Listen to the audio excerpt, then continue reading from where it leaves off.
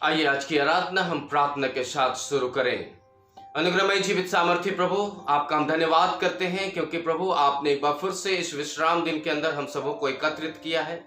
और प्रभु आपके करुणा के लिए हम धन्यवाद करते हैं कि आपने प्रभु रात भर हमें मीठी नींद से सुलाया, सुबह का अनुग्रह भरा प्रकाश दिखाया और अपने प्रेम को प्रभु हमारे ऊपर प्रकट किया। सो राजा, हम आपका धन्यवाद करते हुए आज विश्राम दिन के अंदर प्रभु एक मन एक चित होकर के प्रभु तेरे नाम की महिमा करने के लिए हम एक बार फिर से आपके पवित्र हजूरी में अपने प्राण आत्मा शरीर के साथ आते हैं। पिता, जितने भी लोग इस आराधना के अंदर जुड़े हैं प्रभु जी, उन सबों को आपके पवित्र उपस्थिति में हम सौंपते हैं। पिता परमेश्वर, हम जानते हैं कि यह भी तेरी योजना थी कि हम एक साथ मिलकर आपकी महिमा आज के दिन कर सके, क्योंकि प्रभु बहुत सारे लोग आज इस पृथ्वी से मृत्यु को प्राप्त कर करके वो आपके गोद में सो गए, लेकिन प्रभु हमें आपने जीवित रखा कि हम आपके नाम की महिमा करें। इसलिए प्रभु आपका वचन जैसा कहता है कि परमेश्वर हम सबों के लिए योजना बनाकर रखा है, वो हानि के लिए नहीं परंतु लाभ के लिए। सो प्रभु हम आपका धन्यवाद करते हुए इस आराधना में आपकी उपस्थिति चाहते हुए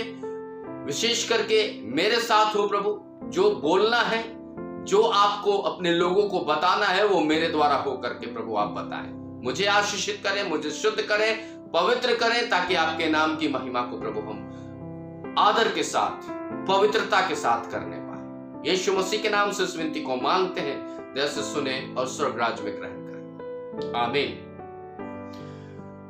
मेरे अजीज प्रिय भाई और बहनों, आज एक हम विशेष विषय की तरफ आपका हम ध्यान दिलाना चाहते हैं। गड़बड़ी जो वक्तव्य है या जो शब्द है वो इस बात का पूरक है कि कहीं ना कहीं कुछ गड़बड़ है और ये आरंभ से ही गड़बड़ चला रहा है।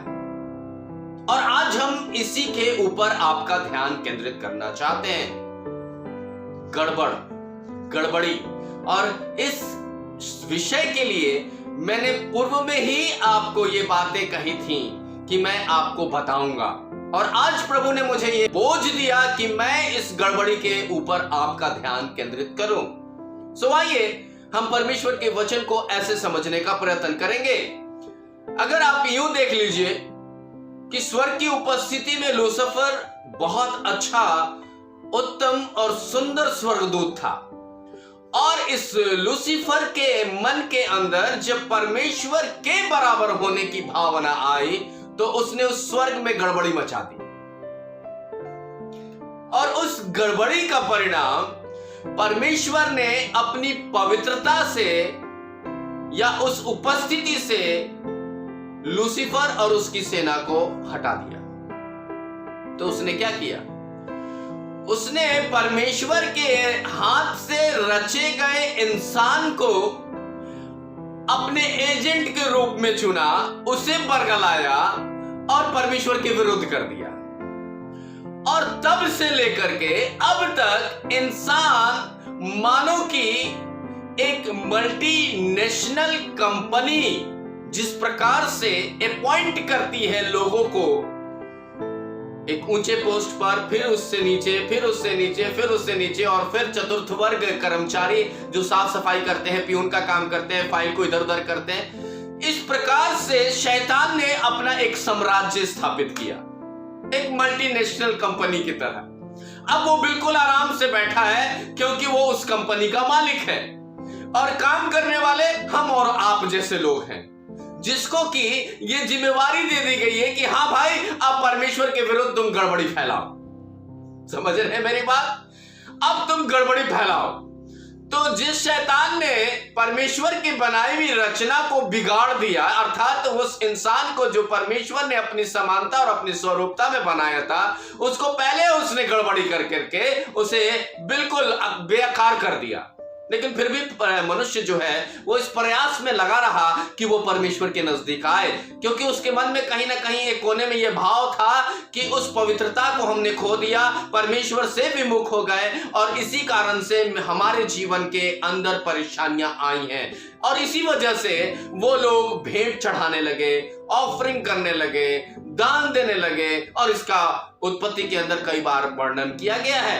और इसी गड़बड़ी में, जबकि शैतान ने मनुष्य को आकारहीन कर दिया, पाप की दशा में ले आया और गड़बड़ी फैला दी उसके पवित्रता में, तब उसने क्या किया?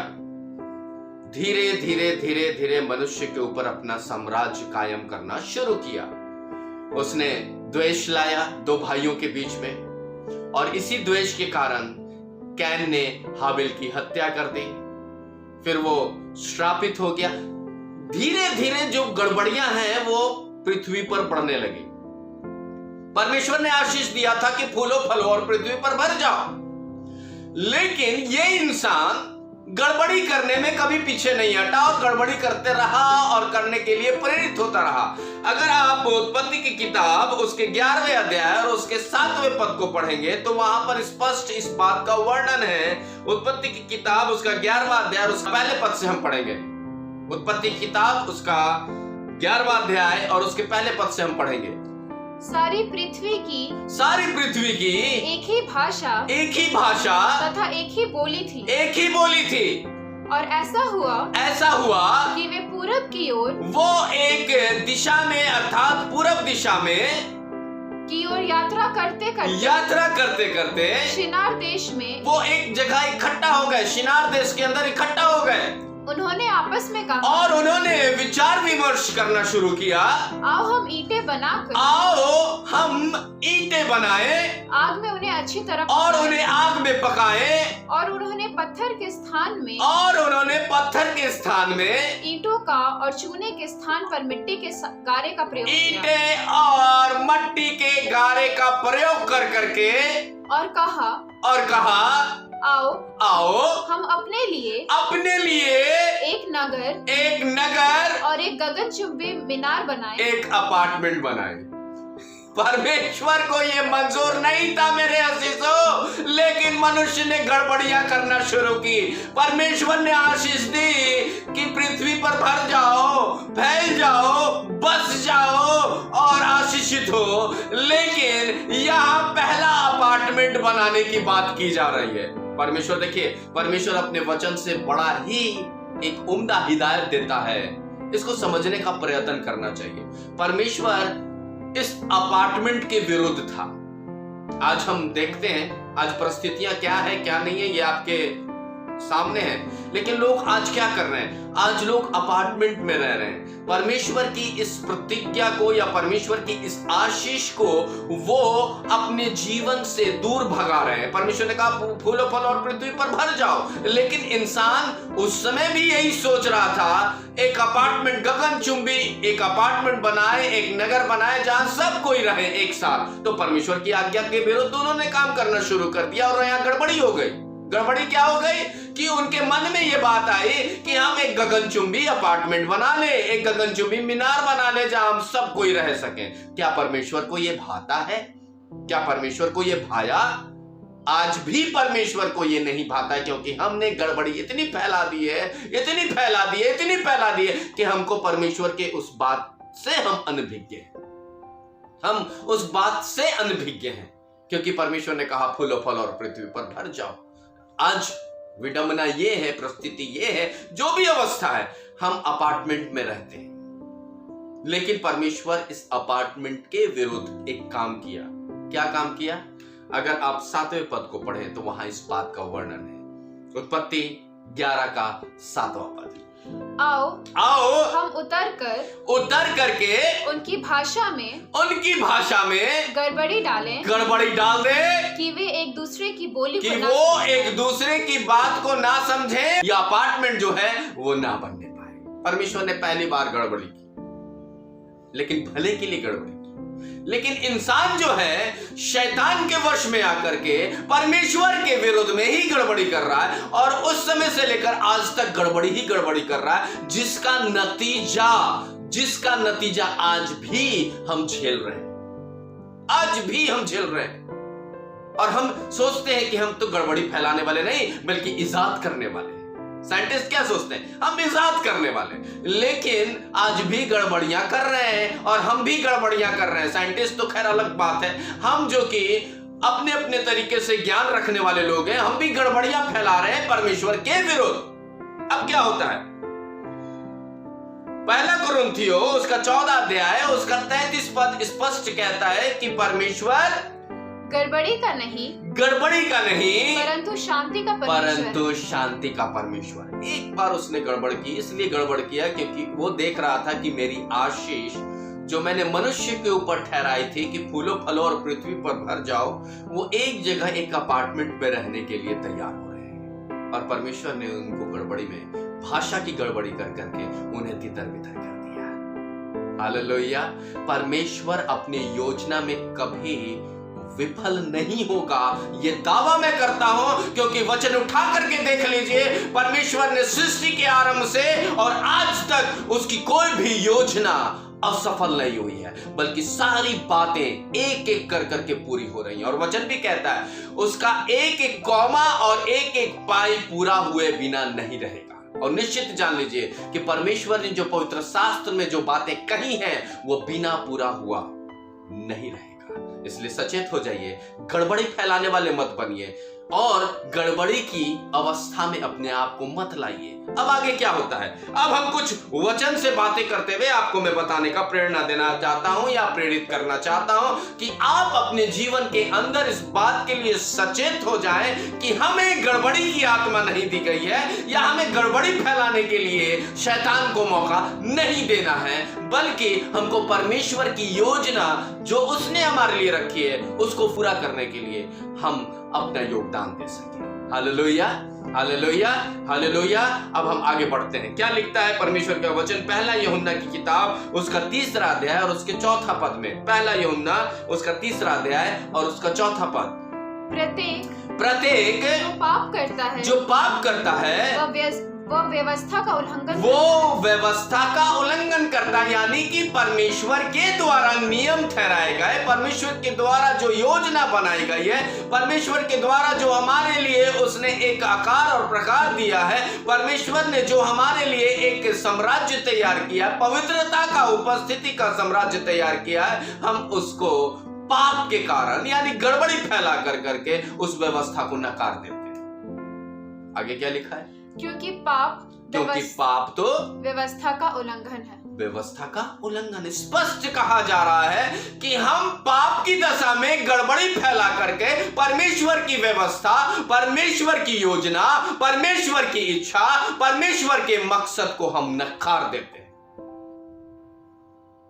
मेरे अजीजों, बड़े ध्यान से समझिएगा, हम आज मसीह को जानते हैं, लेकिन हम भी कहीं ना कहीं गड़बड़ी जरूर फैलाते हैं। ये जरूर कहते हैं कि हम यीशु के पीछे चलने वाले लोग हैं, हम ये जरूर कहते हैं कि हमने उद्धार प्राप्त किया, हम ये जरूर कहते हैं कि हमने बपतिस्मा लिया, हम ये जरूर कहते हैं कि हम प्रार्थना करते हैं, हम ये जरूर कहते हैं कि हम चर्च जाते हैं, हम ये जरूर कहते हैं कि हम चर्च के सब काम में सहभागी लेते हैं, लेकिन कहीं ना कहीं हम गड़बड़ फैला देते हैं। कभी कभी मन के युगों के कारण, कभी कभी अपने अहम के कारण, कभी कभी हम अपने उन अवस्थाओं के कारण जहां हम ये सोचते हैं कि हम परिपक्व हैं, हम अच्छा कर सकते हैं, और इन सारी अवस्थाओं के अंदर हम आराधनालय के अंदर और परमेश्वर की उपस्थिति में गड़बड़ी कर बैठते हैं। और केवल विश्वासी जन ही ऐसा नहीं करते, बल्कि जिनको जिम्मेवारी दी गई है कि कलीसिया का देखरेख करे, वो भी कभी कभी गड़बड़ी फैला देते हैं। बुरा मत मानिएगा, परमेश्वर का वचन यही कहता है, हम गड़बड़ी फैलाने के लिए तैयार रहते हैं, क्योंकि शैतान हमारे शरीर, हमारे मन, हमारे मस्तिष्क पर इतना अधिकार जमाए होता है कि हमको समझ में नहीं आता कि हम जो अहम कर रहे हैं, हम जो ये कह रहे हैं कि हमसे बेहतर कोई नहीं कर सकता, हम ये कहते हैं कि हम अच्छे, मेरे से ज्यादा दान कोई देने वाला नहीं, या हम ये कहते हैं कि मेरे से अच्छा कोई प्रार्थना और गाना गाने वाला नहीं, हमसे अच्छा कोई और नहीं, तभी गड़बड़ियां शुरू हो जाती हैं। और शैतान तो मौके के ताक में रहता है और इन गड़बड़ियों को और वो इजाफा देता है। मेरे अजीजों, ऐसे विश्वासी भाई बहन कलीसिया में तो गड़बड़ करते हैं, कलीसिया के बाहर भी गड़बड़ करते हैं। भूल जाइए अन्य जातियों के लिए, क्योंकि वो परमेश्वर को नहीं जानते। परमेश्वर को आप और हम जानते हैं। मेरे अजीजों, परमेश्वर कैसा है और उसका स्वभाव कैसा है ये हम जानते हैं। प्रभु यीशु मसीह ने हमारे लिए क्या किया ये हम जानते हैं। पवित्र आत्मा हमारे साथ सहभागी रखता है ये हम जानते हैं। लेकिन इतना जानने के बावजूद भी हम गड़बड़ियां फैलाने वाले लोग हैं। हम गड़बड़ी फैलाते हैं, हम गड़बड़ियों को और आगे बढ़ाने के लिए प्रेरित करते हैं। क्या परमेश्वर ने हमें और आपको इसलिए चुना है कि हम गड़बड़ी फैलाएं, परमेश्वर के विरुद्ध पाप करें, परमेश्वर के विरुद्ध हम योजनाएं बनाएं, परमेश्वर के विरुद्ध हम इस्तेमाल हो? नहीं मेरे अजीजों, परमेश्वर ऐसा नहीं चाहता। परमेश्वर आपको गड़बड़ी की आत्मा नहीं दिया है, परमेश्वर शांति की आत्मा दिया है, और वो चाहता है कि आप उसमें बने रहें, आप उसमें बने रहें। अब आगे क्या हो रहा है? अब आगे लिखा है, पाप के द्वारा तो गड़बड़ी फैल ही रही है, आज भी फैल रही है, पर आत्मिक गड़बड़ियां भी हैं। आत्मिक गड़बड़ियां भी आज के दिन में पाई जाती हैं। अगर रोमियो किताब उसका 8वां अध्याय और 3, 4, 5, 6 पद को पढ़ा जाए तो वहां इस बात का प्रमाण मिलता है। रोमियो किताब उसका 8वां अध्याय 3, 4, 5 और 6 पद। क्योंकि जो काम व्यवस्था शरीर के द्वारा दुर्बल होते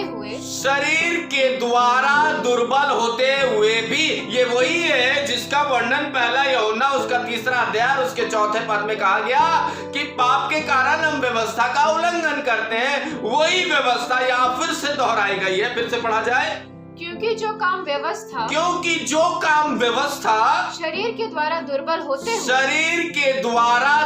होते हुए भी नहीं कर सकी, यानी कि हमारे कमजोर काया के कारण, हमारे मन के अंदर उठने वाली गड़बड़ी विचारधारा के कारण, हमारे हाथों के द्वारा गड़बड़ काम करने के द्वारा, हमारे पैर गड़बड़ अवस्था के अंदर जाने के कारण, हमारे हृदय में उठने वाले गड़बड़ विचारधाराओं के कारण जो व्यवस्था काम नहीं कर सकी, उस काम को परमेश्वर ने किया। उस गड़बड़ी को दूर करने के लिए, उस नकारेपन को दूर करने के लिए, उस परमेश्वर के विरुद्ध पाप के मुक्ति के लिए क्या किया उसने?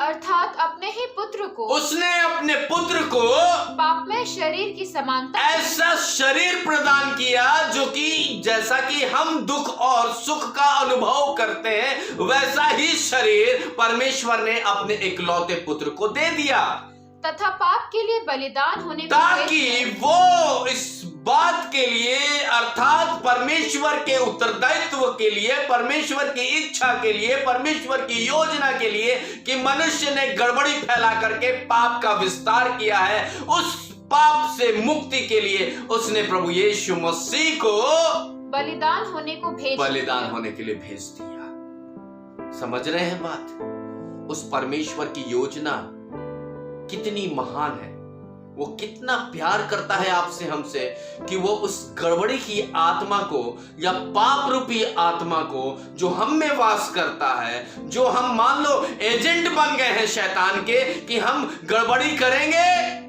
और भौतिक सुविधाओं को पाएंगे, गड़बड़ी करेंगे और संसार की वस्तुओं को पाएंगे।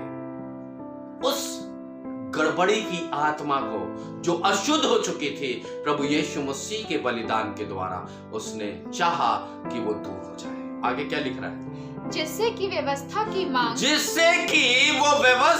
की जो मांग है हम में पूरी हो सके। Hallelujah, hallelujah. परमेश्वर का वचन ये आज आपसे कह रहा है, गड़बड़ी करने वाली आत्मा मत बनिए, गड़बड़ी पैदा करने वाले शख्स मत बनिए, गड़बड़ी करने वाले भाई और बहन मत बनिए, गड़बड़ी कलीसिया में मत फैलाइए, गड़बड़ी अपने लोगों में मत फैलाइए। इससे आपका ही पतन होगा, परमेश्वर का कुछ हानि नहीं होगा। क्योंकि शैतान तो मुस्कुरा करके ये कह रहा है कि बड़े प्यार से परमेश्वर तूने बनाया तो था, देख मैंने गड़बड़ी फैला दी है, मैंने इनके आकार को बदरंग कर दिया है, मैंने इनके आकार को सूना कर दिया है। क्यों?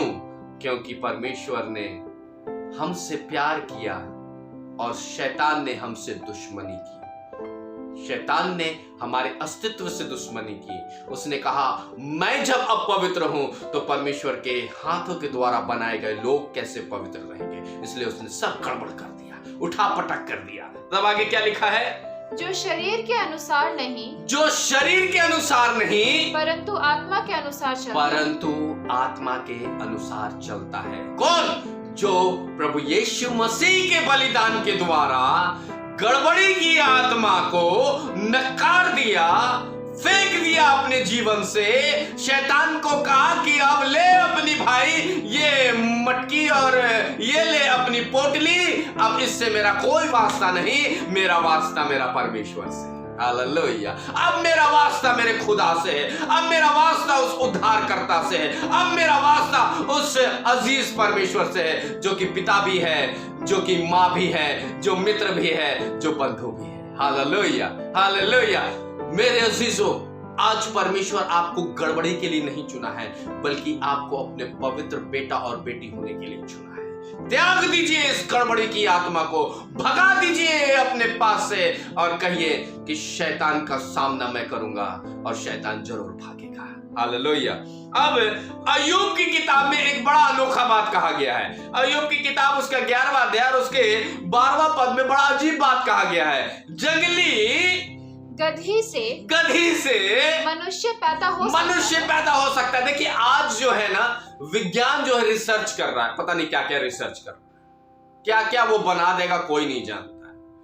जिस परमेश्वर ने इंसान के लिए ये निर्धारित किया था कि स्त्री पीड़ा के साथ बच्चे को उत्पन्न करेगी, आज साइंस टेस्ट ट्यूब बेबी बना दिया। आज साइंस बिना मां के गर्भ के उस बीकर में, साइंटिफिक नेम है बीकर, जिसमें कि रिसर्च किया जाता है, केमिकल को डाला जाता है, उसमें वो बच्चे को आकार दे रहा है। लेकिन इतना होने के बावजूद भी उन्होंने आज तक ये पता नहीं की कि जो उस बच्चे के अंदर जो जान है, जो धड़कन है, वो कहां से आया। साइंस कुछ भी कर ले, लेकिन उस जीवन का पता कभी नहीं कर सकता, क्योंकि प्रभु का वचन कहता है कि जो कोई विश्वास करेगा नाश नहीं होगा परंतु अनंत जीवन पाएगा। और यूहन्ना की किताब में कहता है कि मार्ग, सत्य और जीवन सिर्फ प्रभु यीशु मसीह है। साइंस कुछ भी कर ले, साइंस तो गड़बड़ी फैला रहा है। साइंस इतनी गड़बड़ियां फैला रहा है कि उसी के भुक्तभोगी आज हम बने हुए हैं इस कोरोना के काल में। उसी साइंस का ये एक भाग है जिसके अंदर हम और आप दुख को झेल रहे हैं। हमारे प्रिय मर रहे हैं, हमारे लोग प्रताड़ित हो रहे हैं, हमारे लोग आंसू बहा रहे हैं, हमारे लोग सांस लेने के लिए जद्दोजहद कर रहे हैं। क्यों? वचन तो अय्यूब कहता है कि जंगली गधी से अगर इंसान उत्पन्न हो सकता है तो मूर्ख का बुद्धिमान बन सकता है। लेकिन गड़बड़ियां फैला करके नहीं। सावधान हो जाइए, आने वाले समय में ये गड़बड़ियां और फैलेंगी। जिस साइंस के वजह से मनुष्य के जीवन में लाभ आया, उन्नति आया, वही अब गड़बड़ी फैलाते हुए इंसान को मृत्यु के कगार पर ले जा रही है। मैं ये नहीं बोलूंगा कि क्या क्या कारण है, मैं यहां पढ़ाने नहीं आया हूं कि साइंस में क्या क्या हो रहा, लेकिन मैं ये आपको ये बताता हूं कि ये गड़बड़ियां शुरू हो चुकी हैं और इस गड़बड़ी का अंश आप मत बनिए, इस गड़बड़ी का हिस्सा मत बनिए, क्योंकि वचन कहता है जो अंत तक धीरज धरे रहेगा वो उद्धार पाएगा। हालेलुया। हमें गड़बड़ी की आत्मा नहीं दी गई मेरे अजीजों, और परमेश्वर खुद गड़बड़ी का आत्मा नहीं है बल्कि शांति का आत्मा है। इसलिए जब हम उसके बेटे और बेटी कहलाते हैं, जब ये हम दावा करते हैं कि हम प्रभु के लोग हैं, तो गड़बड़ी की आत्मा या गड़बड़ी आप फैलाने वाले बेटे और बेटी मत बने। आगे बढ़ते हैं। धार्मिक गड़बड़ियां, मत्ती किताब उसके 23वें अध्याय के अंदर इस बात का वर्णन है। मत्ती किताब उसका 23वां अध्याय 1, 2, 3, 4, 5, 6, 7 पद, जहां पर इस बात का वर्णन है। धार्मिक गड़बड़ी की बातों को यहां कहा जा रहा है। क्या कहा जा रहा है? तब यीशु ने भीड़ से, यानी आज प्रभु यीशु मसीह जो आज आराधना में आप एकत्रित हैं या जो वचन आप सुन रहे हैं, आपसे ये कह रहा है। क्या कह रहा है? शास्त्री और फरीसी स्वयं मूसा की गद्दी पर बैठ गए। मेरे अजीज भाई और बहनों, याद रखिए कि परमेश्वर का वचन कहता है कि अंत के दिनों में भरमाने वाले लोग बहुत आ जाएंगे और आपको भरमा देंगे कि क्या सही है और क्या गलत है, क्योंकि उनके हृदय के अंदर, उनके मन के अंदर गड़बड़ियां हैं। ऐसे ही उन समय में भी थी जब प्रभु यीशु मसीह था।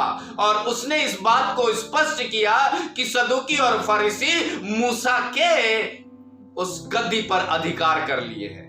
मूसा ने तो मार्ग दिखाया, लेकिन ये सदूकी और फरीसी लोगों को गर्त में ले गए, गड़बड़ी फैला दिए, धार्मिक गड़बड़ियां। क्या हो रहा है आगे देखिए। इसलिए जो कुछ वे तुमसे कहे, इसलिए जो कुछ तुमको वो कह रहे हैं उससे करना और मानना, उससे करना और मानना, परंतु उनके जैसा कार्य मत करना, उनके जैसा काम मत करना। बड़ा स्पष्ट वचन कहा गया है कि वो पवित्र शास्त्र से परमेश्वर के वचन को सुनाते हैं, परमेश्वर के वचन को कहते हैं, ये तो ठीक है, लेकिन जैसा वो परमेश्वर के वचन को सुनाते और करने के बावजूद भी गड़बड़ियां फैलाते हैं, उनके जैसा तुम कभी मत करना, उनके जैसा कभी आचरण मत करना। और आज विडंबना ये है मेरे अजीज भाई और बहनों कि कई ऐसे कल्ट, कई ऐसे विचारधारा, कई ऐसे मानसिक उस स्तर के लोग आज मसीही जीवन के अंदर प्रवेश कर चुके हैं, जो गड़बड़ी फैलाते हैं, जो गड़बड़ियों को उत्पन्न करते हैं और ये कहते हैं कि ये ठीक नहीं है, ये ठीक है, ये ठीक नहीं है, ये ठीक है। और आदमी भ्रमित हो चुका है। और इसी वजह से कई लोग जो प्रभु के विश्वास में नए, जो प्रभु के विश्वास में आने वाले हैं, इसी दिग्ध भ्रमित अवस्था के कारण पीछे चले जाते हैं। कहते हैं चलो भाई मेरा ही विश्वास अच्छा है, क्योंकि उनके पास जाओ तो ये कहते हैं मैं अच्छा हूं, उनके पास जाओ तो वो कहते हैं मैं अच्छा हूं। और ये गड़बड़ी शैतान दिग्ध भ्रमित लोगों के पास पहुंचा चुका है। और उसमें से सदूकी और फरीसी, मैं स्पष्ट नहीं बोल रहा हूं, ऐसे लोग जो अधिकारी हैं, धर्म के गुरु अधिकारी हैं, वो भी अछूते नहीं है। समझ रहे हैं बात? वो भी अछूते नहीं हैं, क्योंकि उनको भी कहीं ना कहीं शैतान अपने वश में कर रखा है और वो गड़बड़ी फैला रहे हैं, गड़बड़ी फैला रहे हैं। अब आगे क्या लिख रहा है? वे भारी बोझों को बांधकर, वे भारी बोझों को कि ये करो, ऐसा करो, वैसा करो, मनुष्य के कंधों पर तो उनके कांधों पर डाल देते हैं कि तुमको करना ही करना है, नहीं करोगे तो तुम्हारा सर्वनाश हो जाएगा, नहीं करोगे तो तुम्हारे जीवन में अंधकार हो जाएगा, नहीं करोगे तुम्हारे घर के अंदर अशांति आ जाएगी, नहीं करोगे तुम्हारे बाल बच्चे बिगड़ जाएंगे, नहीं दान दोगे परमेश्वर तुमको नहीं देगा। बहुत सारी कोरी बातें हैं जो गड़बड़ियों की हैं, वो एक गट्ठर बना कर करके कांधे पर रख देते हैं। हाँ, परंतु स्वयं उन्हें अपनी उंगली से भी छूना नहीं चाहते, स्वयं उनको अपनी उंगली से भी छूना नहीं चाहते, क्योंकि वो जानते हैं कि मैंने गड़बड़ किया है, अगर मैं इसको छूंगा तो मैं भी इस गट्ठर का भागीदारी बन जाऊंगा। दूसरों के लिए तो वो नियम देते हैं, लेकिन उनके लिए अपना कोई नियम नहीं। समझ रहे हैं बात? समझ रहे हैं बात? परमेश्वर आपको आज ये बताना चाहता है, गड़बड़ी मत फैलाओ। गड़बड़ी फैलाने से आत्मिक जीवन तो तहस नहस होगा और परमेश्वर के विरुद्ध भी आप काम करोगे। इसलिए आपको जब आपके जीवन में परमेश्वर ने वचन से ये कह दिया है कि प्रभु यीशु मसीह की कीमती लहू के द्वारा तुम मेरे बेटे और बेटी हो, तो क्या आप शैतान के लिए काम कर करके परमेश्वर के विरुद्ध गड़बड़ियां फैलाएंगे?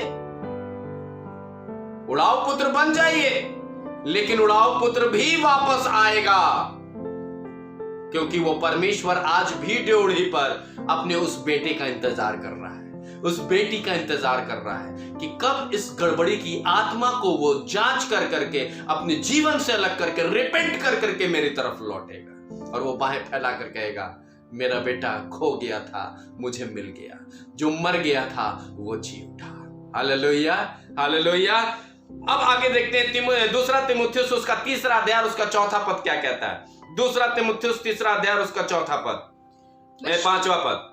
यद्यपि ये भक्ति का वेश तो धारण करते हैं, ऐसे लोग जो गड़बड़ी फैला रहे हैं ये भक्ति का भेष भी धारण कर लेते हैं। मानो कि ये बहुत धर्मात्मा है, मानो कि ये बहुत अच्छे काम करने वाले हैं, मानो कि इनके जैसा कोई दूसरा है ही नहीं। मतलब कि गधा शेर का खाल पहन लिया है और यह समझने लगा है कि मैं शेर बन गया। परमेश्वर जानता है कि आपने क्या चोगा पहना है। गिरगिट को देखा है रंग बदलते हुए? झारखंड में इसका शब्द प्रयोग किया जाता है टिटिंगा। टिटिंगा जो है वो रंग बदलता है, गिरगिट जो है रंग बदलता है। और चलता कैसे है? आहिस्ते आहिस्ते चलता है। झारखंड में बोलते हैं अरे टिटिंगा रसे रसे कहां जाता है, मतलब कि धीरे धीरे कहां जा रहे हो गिरगिट, धीरे धीरे कहां जा रहे हो। तो जो भेष धारण करते हैं ना वो धीरे धीरे धीरे धीरे धीरे रंग बदलते हुए हमारे अंदर प्रवेश कर जाते हैं। हमारे बीच में वो ये बताने का प्रयास करते हैं कि हम उन्हीं की तरह हैं। और तब क्या करते हैं? तब वो गड़बड़ी फैलाना शुरू कर देते हैं। क्या गड़बड़ी फैलाते हैं? ये अच्छा नहीं है, ये बुरा है, बाइबल का गलत अनुवाद करना शुरू करते हैं और आपके प्रकाशन को वो इंटरप्ट कर करके परमेश्वर की संगति से आपको अलग कर देते हैं ताकि आप भी गड़बड़ी फैलाएं। समझ रहे हैं मेरी बात? परमेश्वर गड़बड़ी करने वाला आत्मा नहीं है बल्कि शांति का आत्मा है और वो आपको बेटा और बेटी बनाए, इसलिए आप गड़बड़ी मत करिए। चाहे वो कलीसिया में हो, चाहे वो मसीह समाज में हो, चाहे वो नए विश्वासी में हो, चाहे वो आपका घर क्यों ना हो, चाहे वो आपका मोहल्ला और पड़ोसी क्यों ना हो, गड़बड़ी मत फैलाइए, इसका दंड मिलेगा। मैं आज आपको उत्साहित करते हुए ये कहना चाहता हूं कि अभी भी सचेत होने का वक्त है और गड़बड़ी से अपने आप को अलग करने का वक्त है। ये वक्त चला जाएगा तो फिर लौट करके नहीं आएगा। इसीलिए सचेत हो जाइए, जागृत हो जाइए, शैतान के एजेंट मत बनिए कि वो गड़बड़ी फैला रहा है शुरू से लेकर अंत तक। आपको परमेश्वर की योजना के तहत आगे बढ़ना है। और तीतुस की किताब उसका 2 अध्याय उसका 14 पद स्पष्ट कहता है, कितना गड़बड़ी फैलाने के बावजूद भी परमेश्वर को हमारी चिंता है। क्या चिंता है? उसने अपने आप को हमारे लिए दे दिया। उसने अर्थात प्रभु यीशु मसीह ने हमारे जीवन में अपने आप को दे दिया कि हमें हर प्रकार के अधर्म से छुड़ा ले, हर प्रकार के अधर्म, हर प्रकार की गड़बड़ी से क्या कर ले? छुड़ा ले। ध्यान रखिएगा, परमेश्वर का एक ही मोटिव है, एक ही उद्देश्य है, एक ही योजना है कि वो हमको और आपको शैतान और शैतान के साम्राज्य से छुड़ाना चाहता है, शैतान और शैतान की गड़बड़ी रूपी मनसा से छुड़ाना चाहता है। सचेत हो जाइए मेरे अजीजों, वक्त है, सुधर जाइए, अन्यथा इस गड़बड़ी का बहुत बड़ा दंड भुगतना पड़ेगा उस शैतान और शैतान की उस सेना के साथ। आप भी उस दंड के भागीदारी बन जाएंगे। परमेश्वर आपको आशीष दे इस वचन के द्वारा। आइए प्रार्थना करेंगे। अनुग्रहकारी दयालु पिता परमेश्वर, हम आपके पवित्र उपस्थिति में आज इस बात को हमने समझा है, सीखा है, जाना है प्रभु कि आपने प्रभु जी इंसान के भलाई के लिए एक गड़बड़ी की कि वो उस गगनचुंबी इमारत को ना बना सके, क्योंकि प्रभु तेरी आशीष वहां रुक जाती और वो आशीष थी कि फूलों फलों और पृथ्वी पर भर जाओ। और प्रभु जी इंसान ने अपने जीवन के अंदर उस शैतान के द्वारा इतने उसको अहमियत दे दिया कि हम आज तक उस गड़बड़ी को करते चले आ रहे हैं। प्रभु ऐसा होने दे कि हम गड़बड़ी की आत्मा रखने वाले नहीं बल्कि प्रभु तेरी योजना को पूरी करने वाले बेटे और बेटी बने। धन्यवाद करते हैं प्रभु प्रार्थना सुनने के लिए। जीवित सामर्थ्य प्रभु यीशु मसीह के नाम से एक एक जन के प्राण आत्मा शरीर को आपके चरणों में सौंपते हुए निवेदन को उद्धार करता प्रभु यीशु मसीह के नाम से मांगते हैं। दया से सुने और ग्रहण करें, आमीन। हे हमारे पिता, तू जो स्वर्ग में है, तेरा नाम पवित्र माना जाए, तेरा राज आवे, तेरी इच्छा जैसे स्वर्ग में पूरी होती है वैसे पृथ्वी पर भी हो। हमारे प्रतिदिन की रोटी आज हमें दे, और जैसे हमने अपराधियों को क्षमा किया है तू हमारे अपराधों को क्षमा कर। हमें परीक्षा में न डाल बल्कि बुराई से बचा, क्योंकि राज, पराक्रम और महिमा युगानुयुग आपकी है, आमीन। हमारे प्रभु यीशु मसीह का प्रेम, अनुग्रह, दया और शांति जब तक प्रभु यीशु मसीह ना आ जाए युगानुयुग हम सबों पर होती रहे, आमीन। Praise the Lord. जय मसीह की। आपकी प्रार्थनाओं का योगदान चाहिए और अगर ये संदेश आपको अच्छा लगता है तो दूसरों तक भी आगे प्रेषित करिए, उनको भेजिए, ताकि वो भी आत्मिक दशा में बचाए जा सके। और कम से कम एक जन को भी आप बचाएंगे इस संदेश को आगे बढ़ाने से, तो स्वर्ग में आपको बहुत बड़ा प्रतिफल मिलेगा। प्रभु आपको आशीष दे।